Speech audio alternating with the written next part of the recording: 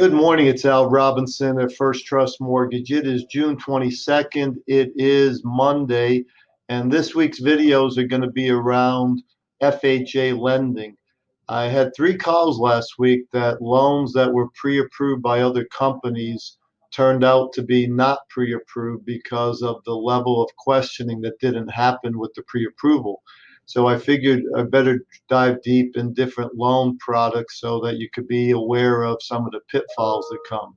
So I'm going to start with FHA this week, and I'll be in the office in Florida the beginning of the week, and then you'll see some videos from North Carolina at the end of the week. But let's focus on FHA. Couple things that are unique, not good or bad, just details to keep in mind. One is we have a lot of buyers who are renting, but they want to buy the house that they're in from the landlord. And one of the subtleties that they're not aware of, and the realtors typically are not because they're not involved, the landlord's selling it directly to the renter, is that if you sign the purchase contract sooner than 6 months of you being in that property, you can't get maximum financing. You have to put down 15% instead of 3.5%. So it's very critical that you live in the property 6 months, then sign the purchase contract, or you could have to put a lot more money down if you're a buyer. FHA does allow for gifts. It allows for employers to have assistance. They allow a realtor who's a family member to give a gift. One of the things that's kind of different too is that if you're in Chapter 13 bankruptcy and you've been making your payments on time for the last 12 months, they do allow you to get a loan, assuming that obviously the payments are made on time and the judge says it's okay that you can do it. So that's kind of exciting. FHA is a little bit easier on alimony and child support.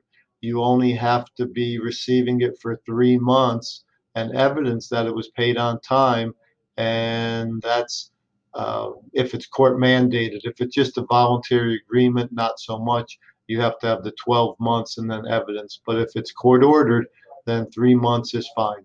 So I think you get a flavor for the fact that FHA is a little bit more lenient than others. Oh, here's another one. You have people who want to use their house, they're going to move, and they want to use rental income on the property that they're leaving. FHA is a little bit more strict in that regard. And in that regard, you have to be moving more than 100 miles away. They're only going to use 25% of your rental income.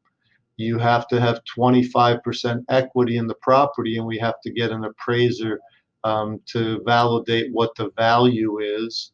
And you got to get the lease and a deposit. So as you can tell, a lot of times people aren't moving 100 miles away. And in this time and day, a lot of them don't have equity in their home. So not to mention 25%. So you could see how easily somebody could get a pre-approval from a lender who is not quite aware of the different guidelines for different loans, and they just wait till the company underwrites it.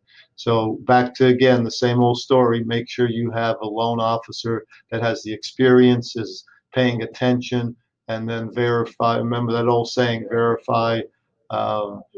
backwards, trust and verify. So ask several people the same questions and see if you can get the same answer.